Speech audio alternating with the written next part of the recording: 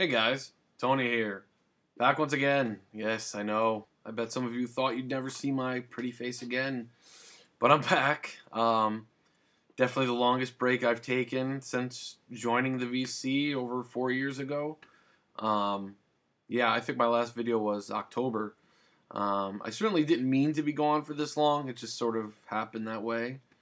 But I have no intention of stopping anytime soon. One of my goals for this year is to try and be a bit more regular on here as best as I can, but I can't make any promises. It's just time, family, and sometimes just I don't feel like it, like I don't want it to feel like work.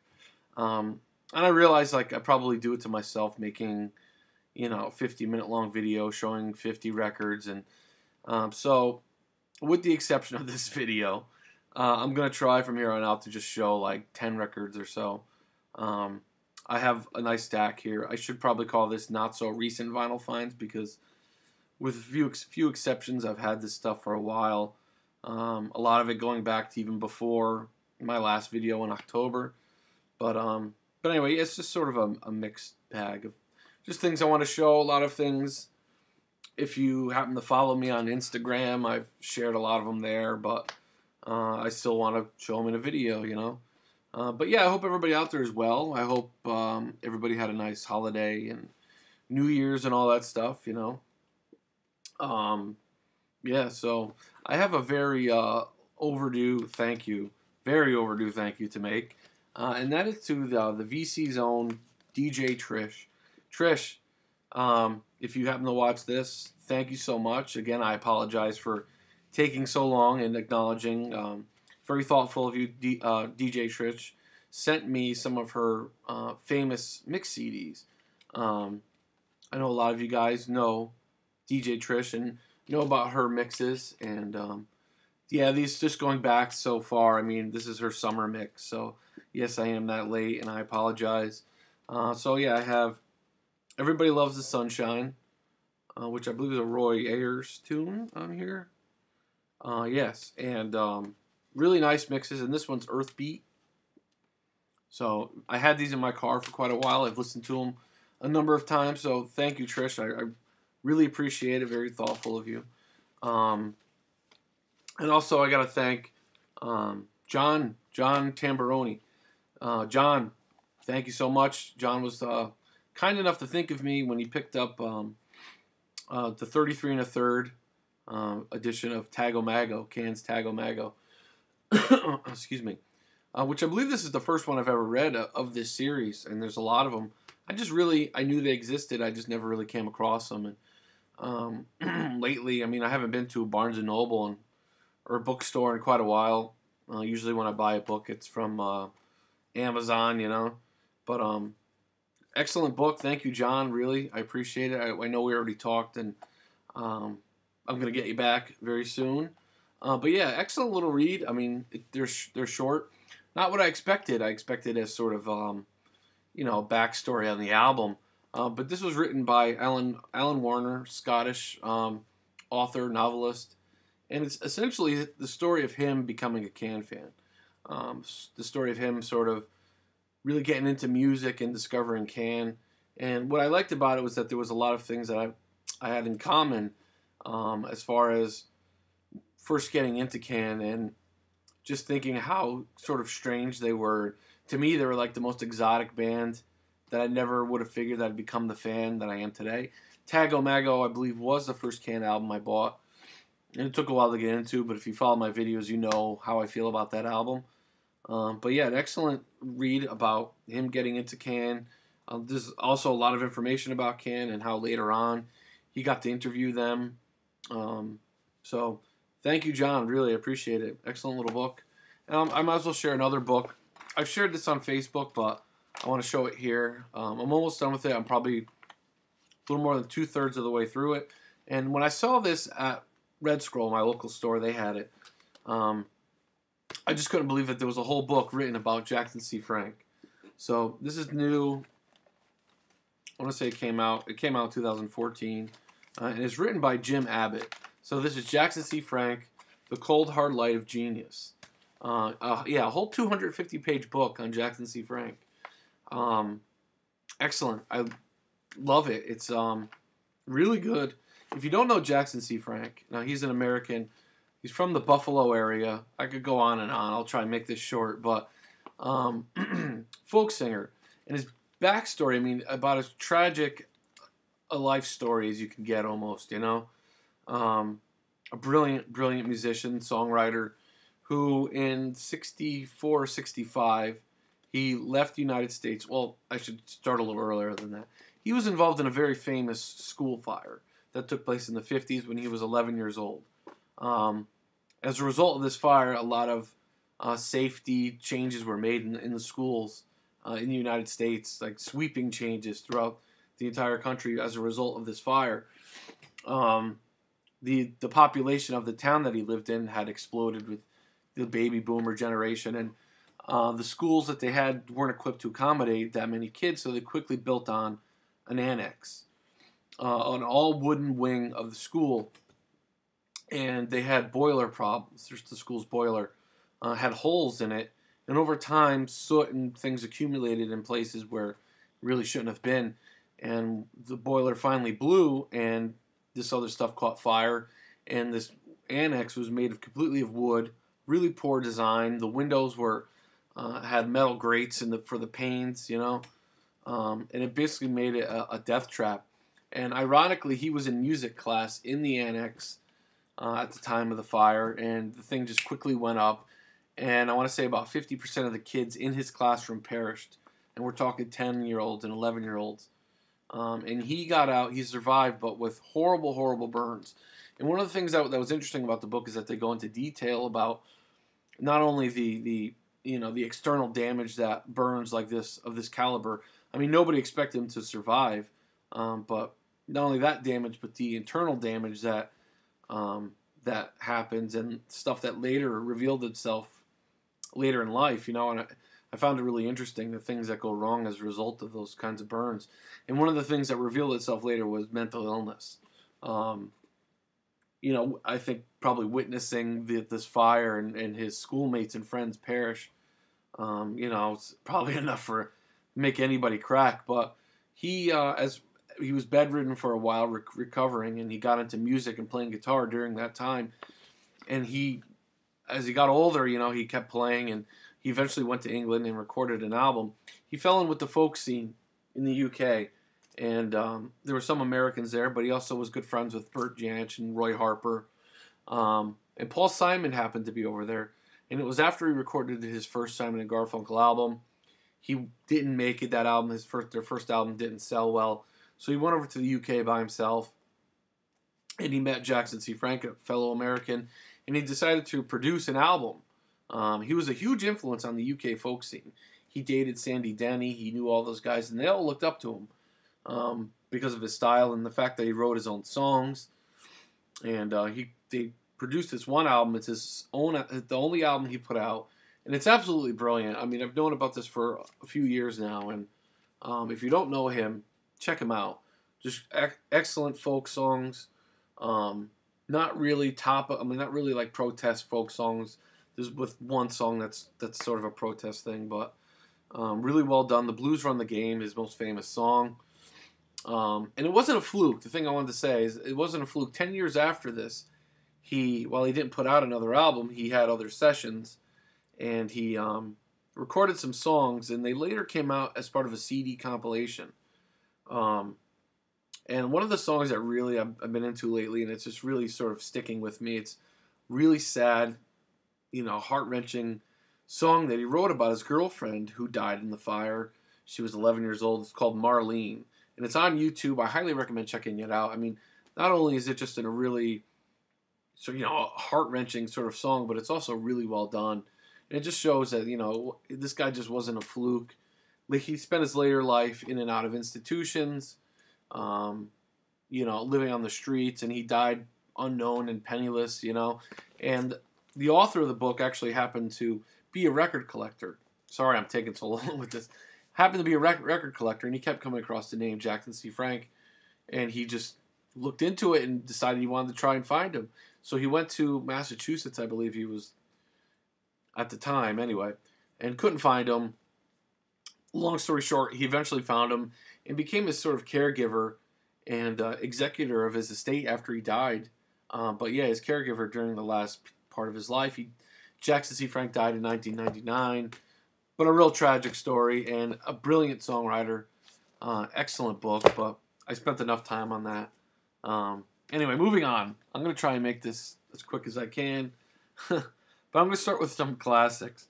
And I'm going to actually start with this, and it doesn't get more classic than this. And that's Sgt. Pepper's Lonely Hearts Club Band. Yeah, so I have this album. I was a huge Beatles fan as a kid. I know this album too well. But anyway, at Red Scroll, my local store, I was there one day, and I happened to see this, and I don't know, I just sort of looked at it for a second, didn't really think much of it, and later on, probably that night, I don't know why, but it occurred to me that I didn't see the normal sort of yellow strip up here, and then it says stereo. So I started thinking, was that a mono pressing, So probably the next day, I went back, and it was still there for $15, and I confirmed that it was a mono pressing, so I picked it up. The reason I picked it up, too, was it was mono, but also the condition. Original U.S. press on Capitol, rainbow label. The only thing wrong with it is the ring wear on the back, which, isn't that bad. But other than that, the thing is beautiful. So gatefold, obviously. But what sold me on it was the condition. But also, it has the insert, which is pristine, But also that it had the inner sleeve, which I never see. And yeah, the condition-wise, and the inner sleeve is perfect. There's no splits at all on the inner sleeve. So you don't see that very often. And yeah, it's an original Capitol. So yeah, this is a keeper copy. It's in beautiful shape. So I had to pick it up for $15, Anyway, and another classic, which I can make another video on this alone. It's been out for a little while now, but I'm going to show it anyway. The Basement Tapes, the vinyl edition. So this is the Basement Tapes Raw, which is sort of a best of. You could get the CD edition. There's 2 CD editions. There's a CD edition of this, but also the Basement Tapes Complete, which is everything, which I don't really need, But I've been interested in the Basement Tapes for about as long as I've been a Dylan fan. So since I was a teenager, and it's nice to have something that's sort of definitive, Like I don't need all the different versions in the false starts and things like that.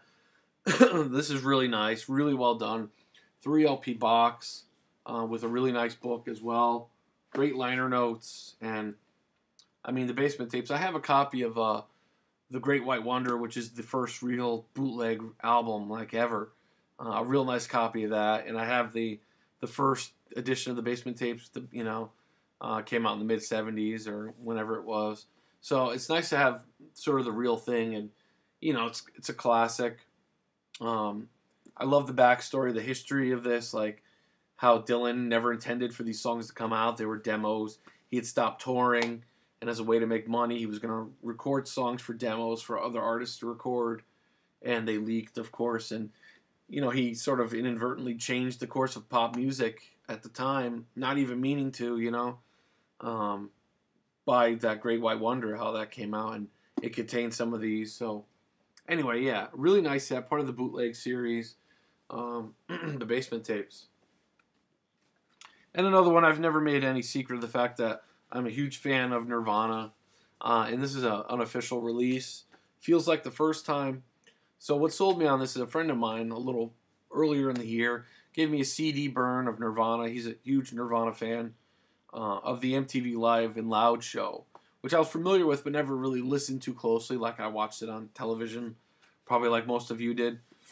But he gave me a CD burn of that, and I was really impressed with the show. And then I came across this a few months ago, maybe not even, maybe a month ago, and picked it up because it has the MTV Live and Loud performance. That's the first LP. And the second LP is the Triple J broadcast, which I don't think I was familiar with.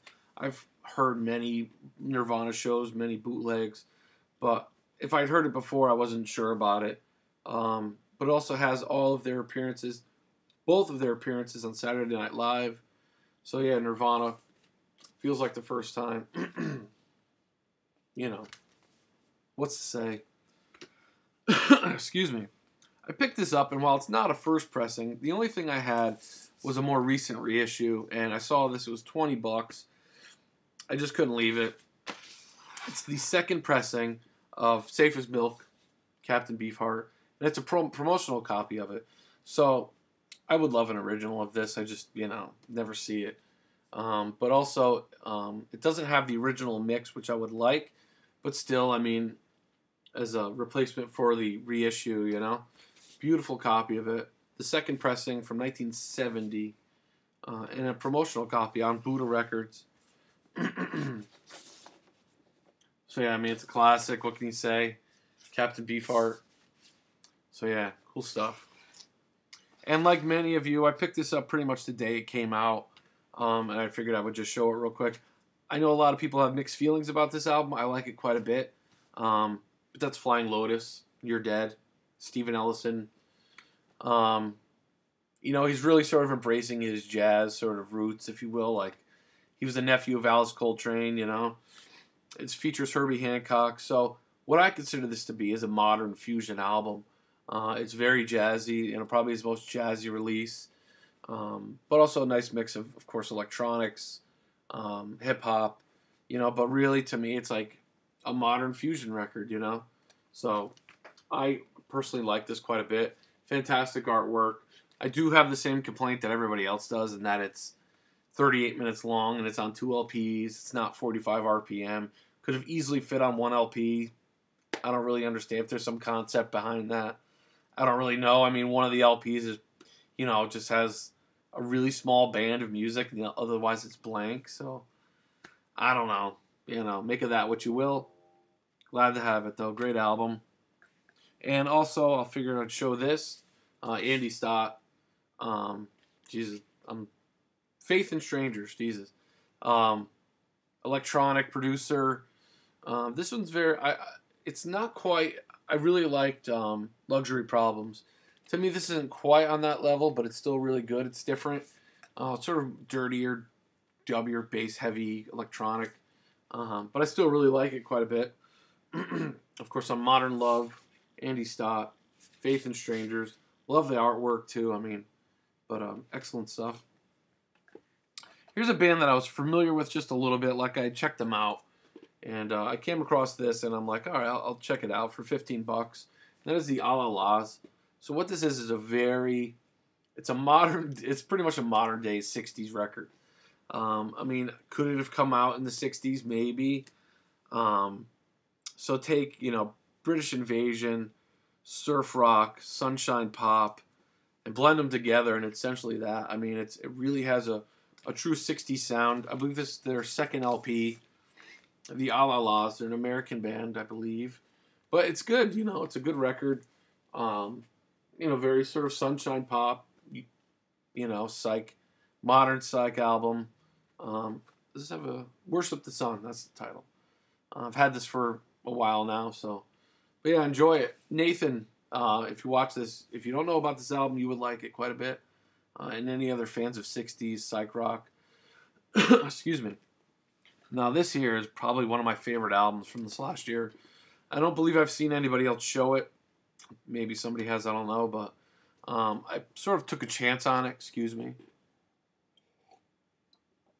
Took a chance on it. And, oh, man, this is fantastic.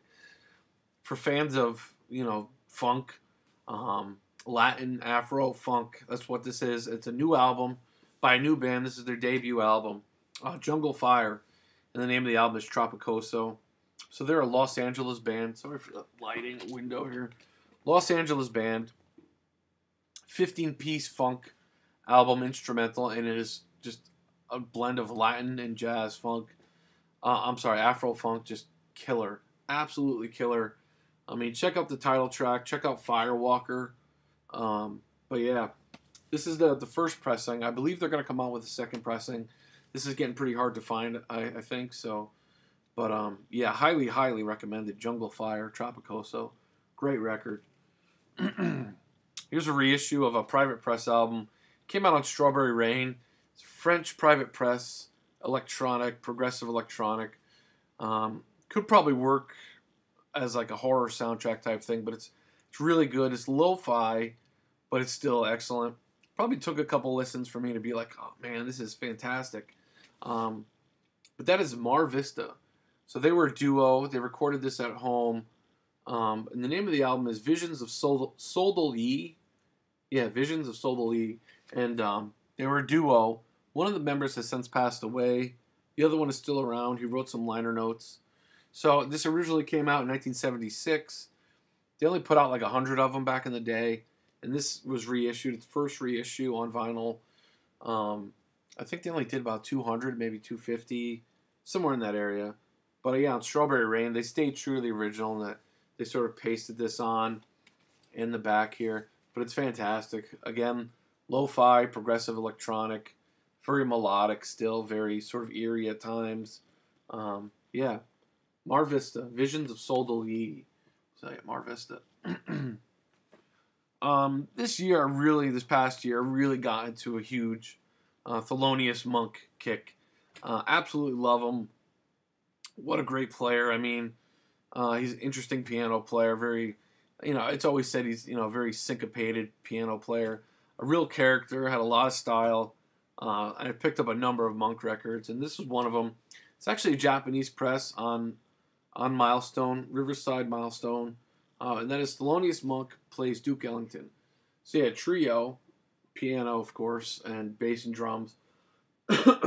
Oscar Pettiford and Kenny Clark on bass and drums, respectively. Excellent. I mean, they're playing Duke Ellington classics. I mean, Mood Indigo, Caravan, Solitude, Sophisticated Lady. Excellent stuff. And yeah, it's a Japanese press. I didn't realize it even when I picked it up. Just this little sticker, and on the label it says made in Japan. But yeah, a little sticker there. And sounds excellent. Love the cover art there, so happy to get that. Here's another one I took a chance on. Early electronic. The title of this is Electronic Music Winners. So I don't recognize any of the names. So these are all people that won awards for their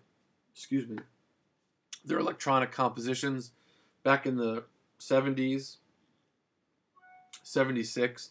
At the time, a lot of record labels were investing in electronic composers, hoping for a big payback. And I don't know if they really got it at that time. I mean, so yeah, early sort of electronic, a lot of bleepy sort of stuff, but still pretty cool. I think one of the tracks here was sampled by Radiohead for Kid A. But yeah, Columbia Odyssey. But yeah, again, I don't recognize any of the names, but it's still a pretty cool record. Electronic Music Winners. This one I got as part of a purchase. I've mentioned this before, but I got a bunch of records by a local seller for $20, and this is one of them. It's a reissue of Get Dreamy by The Dream. So these guys were Norwegian, and this is Terji Riptol's first band, or one of his first band. He's on this album. So what you have here is a psych album, garage psych, excellent, really good. Again, Norwegian psych, recorded in Oslo, but I don't recognize any other players, just Terji Riptol. It is a reissue. I don't know what label, or may not even be official. Who knows? It's probably not. But anyway, Get Dreamy. Cool stuff. There's actually a tune for Hey Jimmy, and there's a famous story that the band actually sent Jimi Hendrix a copy of the record. They autographed it and just sort of like, drew attention to the song that, the song's about Jimi Hendrix, So I want to say this was like 1969 or 70. But yeah, Get Dreamy by The Dream. Couple American folk classics, if you will. Fred Neil, I believe his final album, The Other Side of This Life.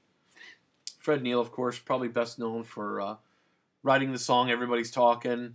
Didn't really get his due during his day, but came up in the Greenwich Village scene with Dylan and the Holy Modal Rounders and that whole folk scene. And the funny thing is that all those guys, Dylan and everybody, really looked up to Fred Neil. But this was his last album. It's a live album, recorded at The Elephant, Woodstock, New York. Great stuff. I mean, just a great performance. Who's on here? There's somebody else that plays on here. Oh, with Graham Parsons makes an appearance. Les McCann makes an appearance. jazz player. And yeah, excellent stuff. He does the Dolphins. The funny thing is, this was his last album, and he semi-retired from music to focus on dolphins. He was a big, enjoyed dolphins and wanted to preserve the dolphins, And that's kind of what he did for the rest of his life. He performed sporadically, usually for benefits for dolphins, But yeah, he does Sweet Cocaine.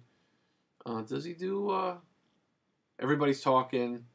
So yeah, Fred Neil, The Other Side of This Life. Excellent. Speaking of Fred Neil, somebody else that was really connected to Fred Neil and again the Greenwich Village folk scene, it's Karen Dalton. In My Own Time. I want to say her last album that came out during her lifetime. Real tragic story with her. Now, Dylan has famously said that she was his favorite performer, favorite singer.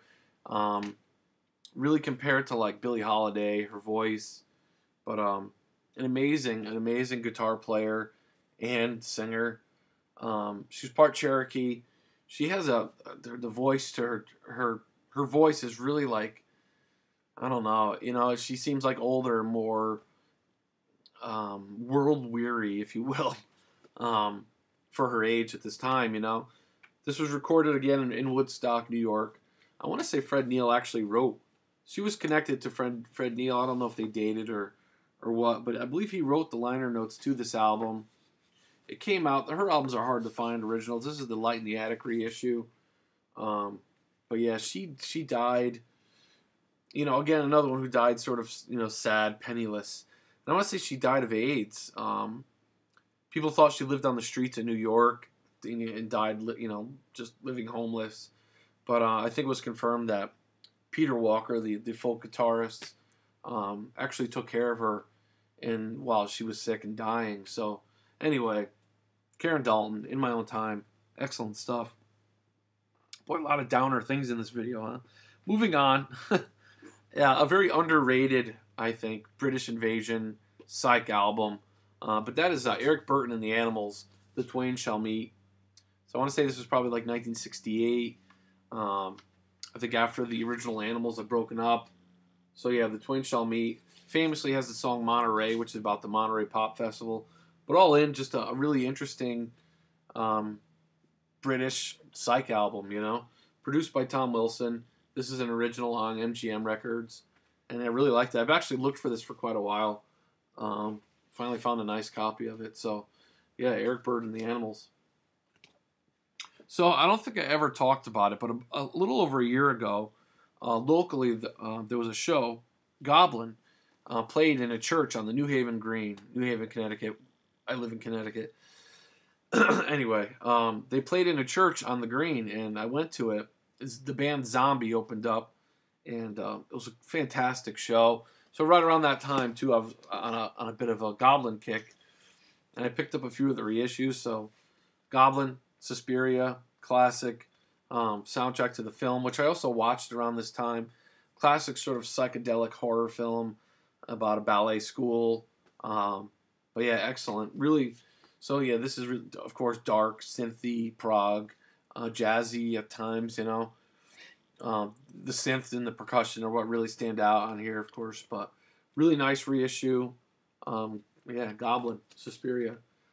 And speaking of Zombie, they opened up and they were also excellent. This is a newer release, just came out probably a couple months ago, and it's a member of Zombie, A. Patera, who worked with Paul Lawler, who I was unfamiliar with. He's a British composer, soundtrack composer. Yeah, acclaimed film composer, Paul Lawler. And they got together. I don't think they actually met, but rather they met over the internet and exchanged tapes, and they recorded this, Contact. So, First Contact. This is actually an EP. I didn't realize at the time, but it's kind of long enough to be a full length. It's excellent. Think early 80s, sci-fi, sort of, electronic. And that's what you got here. It's really good. I recommend it. Yeah, really has a real sort of late 70s, early 80s sort of synth sounds, But yeah, First Contact. And now here's an album that I don't think I've shown in a video yet, but one that I was just obsessed with. It's probably one of my most listened to albums of the last year. I just absolutely love this. And it's a soundtrack to a film. The film was banned. I don't know if the soundtrack ever came out, or if it did, it might have just been like a cassette tape. But that is Andreas Korzinski, Possession. This came out on Finders Keepers. Excellent. Real mixture of electronic, prog rock, symphonic prog rock. Really just excellent. If you don't know it, highly recommend it. Yeah, Possession. So the film, I guess, was really it was banned in all these countries, and but this is just an incredible soundtrack. Really melodic, but dark and really good. So highly recommend that one. Here's a ECM release. Sort of odd ECM release. Now, I've heard people say they believe this artist fits in well on the ECM label. I never agreed with that because it's very different from what I've heard on ECM. But that's Steve Tibbetts. This is his album, Safe Journey. So it's really sort of hard to classify this music. It's guitar based. I mean, Steve Tibbetts famously works with Mark Anderson on percussion. And it's probably closer to like prog rock, if I really had to classify it, because it's not really jazz, but it's not really prog either. I mean, it's varied. Some of it's more ambient. It's not really new agey, but it has an ambient sort of thing to it. Sometimes it's heavier than others, but it's excellent. I mean, I have a few of his albums now, and I really enjoy his work. And yeah, this is an ECM from 1984, German press. I don't know if there was ever a U.S. press on this, but Steve Tibbetts, Safe Journey. Excellent. Some jazz albums now. Well, here's a jazz album. This one's mostly a hard bop album, but still great playing on here. And that's Hal Galper with Now Hear This, featuring Termisa Hino, Cecil McBee, and Tony Williams. Yeah, not really like free jazz or anything like that. A pretty straight hard bop record, but excellent playing. I mean, with that lineup, I mean, Tony Williams and Cecil McBee. I mean, sorry my voice here. On Inner City, an original, Still in the Shrink. Great stuff. I'm sure a lot of you guys know this. Psych record, which is also excellent. It's The Seeds, their third album, Future. So this 1966 or 67. So it's The Seeds sort of moving away from their really typical garage style into a more Baroque pop, psychedelic rock. And I think a lot of people sort of gave them shit about it because they were known as such a garage band, but this is still really good. I mean, to me, it stands out as a classic now. But at the time, I think some people were unhappy with the direction they went in. So yeah, much more poppy, Baroque pop, sunshiny at times, But an original on the Crescendo label in really nice shape. So I was glad to find that. Seeds. And a Hugh Masekela album. Now, this is probably the best thing I've heard by Hugh Masekela so far. I have not heard all of his work by any means, but this one is much more Afrobeat. Now, Hugh Masekela, of course, from South Africa, but I think he really took inspiration for this album from Fela Kuti. He actually thanks him on this album. But that is Hugh Masekela introducing Heldoza Sounds. So, yeah, it opens up like that. And it's on Blue Thumb. Fantastic record. I mean, highly recommended. Very much an Afrobeat record, and it's just really well done. Really funky. Yeah, do check it out. If you see this, pick it up. All right, another jazz album. A few jazz albums here.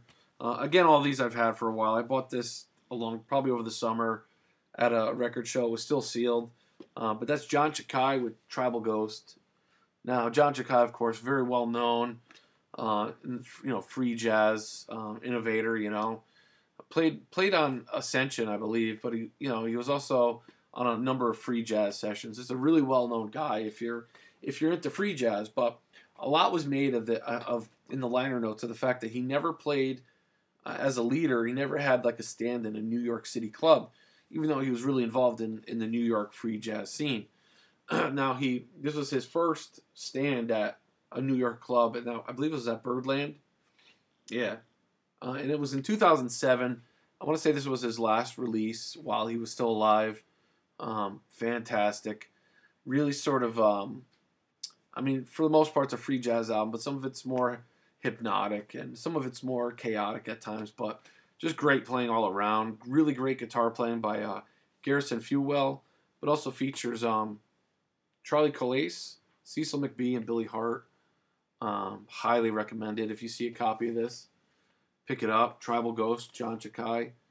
Now here's a jazz album I did not have high hopes for, and the cover's kind of beat, but the vinyl looked pretty much unplayed, and it was like $2 or something. But again, I don't know why, but I didn't have high hopes for it. Probably because it's an '80s release, but it's actually a live date from like 1978, and this album just absolutely smokes. I mean, it's just an incredible album. Pharoah Sanders with Norman Connors, Beyond a Dream. So yeah, live at the Montreux Jazz Fest from 1978, released in 1981 on Arista Novus. Wow, great record. Yeah, I mean, it looks like a cat got to the cover. So if I ever see a nicer copy of this, I will grab it. But the vinyl is beautiful, and really happy to get this. Norman Connors, of course, the drummer. God, excuse my voice. Bear with me here. But yeah, Beyond the Dream. Excellent, excellent stuff. And another a live jazz date that's just a Japanese press. And I gotta say, this is just absolutely fantastic. I love this guy's work. There's a lot more that I would like to get, but this is probably one of the best sounding records in my collection. Like, no kidding. And it's a Japanese press, so, but that's Knowledge of Self by Billy Harper. Oh, what a great record. This would make a great sleeve face. But anyway, yeah, great record. Free jazz, but it's more than that. You know, it's very listenable. Just a great date. I mean, check it out for yourself. I mean, Knowledge of Self, Billy Harper, fantastic. And here's one I'm really glad they reissued. I'd never be able to afford an original. Joe McPhee, Nation Time. I picked this up pretty much, you know, around when it came out. Fred, Big Star 1000. Fred, if you watch this, I learned about it from his video, but mostly recorded live at Vassar College. One track was recorded in the studio the next day. I believe that track was Shaky Jake. But what you have here is pretty much really just like balls to the wall, R&B, soul jazz, like really incredible stuff. Joe McPhee actually played nearby me. You know, it was actually on a Halloween night, and I really wanted to go. It was at a club in New Haven, and he was playing 2 sets. One of them was at 10 p.m., and I was thinking I might try and just go out. I had to take my girls out trick-or-treating, you know, but I didn't end up going, unfortunately. But he doesn't really play in this style anymore. I believe he plays much more free these days. And while there are parts of this where there's just incredible improvisation for the most part, it's still a soul and R&B based jazz, but just really high energy, fantastic record. And originals of this will run you like $800, you know, or more. Nation Time, Joe McPhee. And another one where I would love an original. Actually, the originals were released of this unofficially. The artist never got credit or never got paid. But that's Black Renaissance. Now, this is pretty much a Harry Whittaker thing. I believe it was sort of his concept in that he was going to take all different types of black music at the time in the 70s and sort of blend them together in this sort of concept album kind of, you know, and that's exactly what it is. It's a jazz album, but there's all these different influences going on, and it's just an absolute classic. This is the Love and Hate reissue where the players actually get paid and get credit and everything for this. But, I mean, Buster Williams is on here, Billy Hart, Matume, and other people as well. Woody Shaw, classic, just a fantastic record. Do check it out. A couple rock albums now. This one, I could not believe it. Found this at Red Scroll. Red Scroll, my local store. I just happen to have a sticker here. Great store. I mean, most of my stuff comes from Red Scroll. Anyway, could not believe they got this in, and I got it for $30, which is incredible. It's pretty much near mint. There's one superficial mark on there that does not affect play. Black Sabbath, an original UK pressing. Just cover is in absolutely pristine condition. I mean, there's like nothing wrong with it at all. But yeah, it is a first press Vertigo UK. I love this album. I mean, this is what I was listening to driving around as a teenager with my friends, getting into trouble. Anyway, yeah, with the inner sleeve. Yeah, Black Sabbath, the debut album, famously recorded in like 6 hours or something, you know. Yeah, happy to get that thing, man. Oof. Here's another one that really happy to find. East of Eden, the band East of Eden. This is an original U.S. press of Snafu. So this is their second or third album. So UK prog band, but pretty much a jazz rock album. I mean, strong jazz influences on here. I mean, really, 1969. It's on London, Durham, promo copy, in beautiful shape.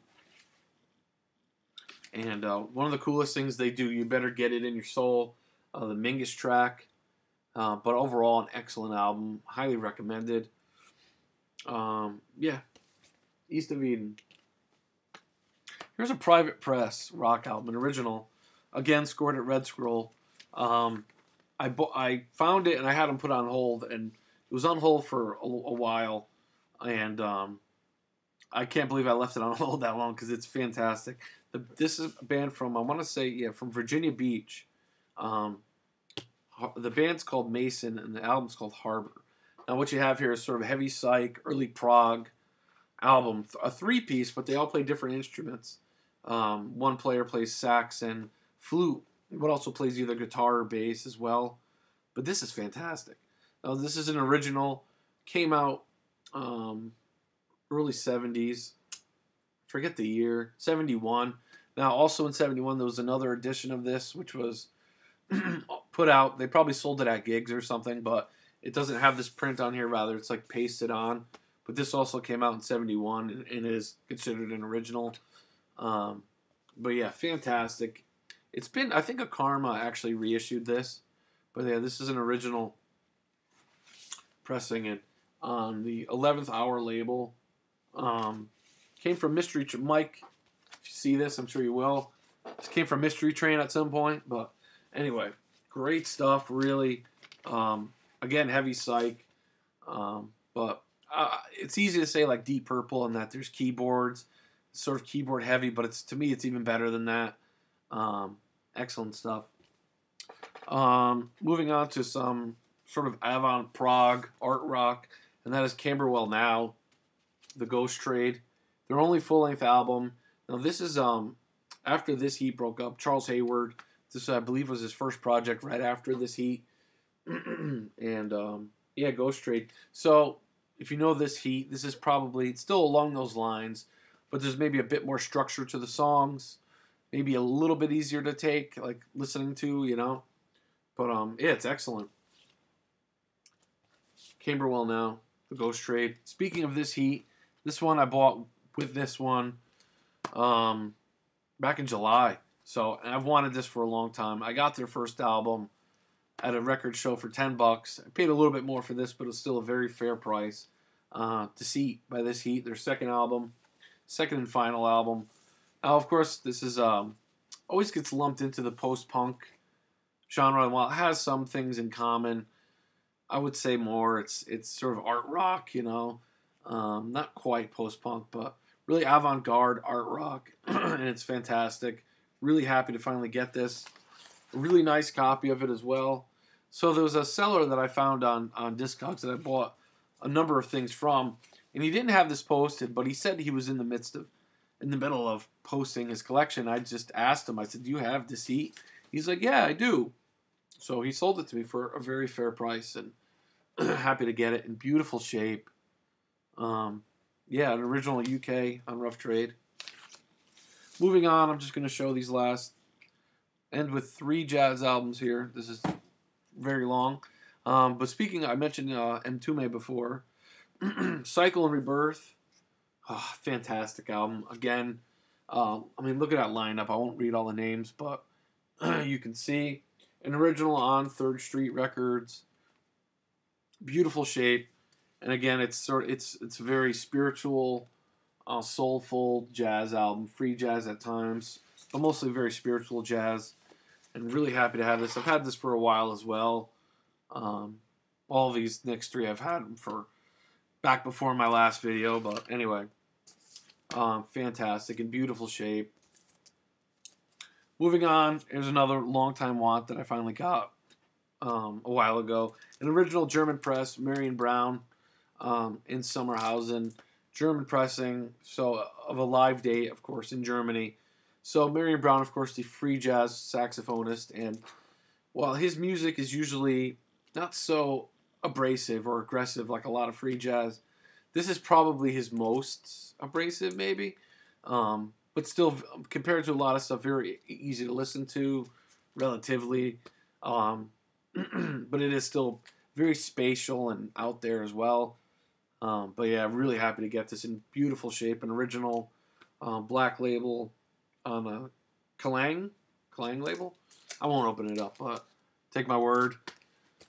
Excellent. And finally, I've been on a bit of an ESP-Disk kick. I got a lot more to show, so... Anyway, Ronnie Boyds, bass player, probably most well known for playing with Sun Ra and the orchestra, but a really nice copy, not perfect but nice, of his only, I believe his only album as a leader on ESP-Disk. What year? 1975. Now there are editions of this where side 2, there's mispresses where side 2 is actually Albert Ayler, but I've definitely confirmed that this is Ronnie Boyds on both sides.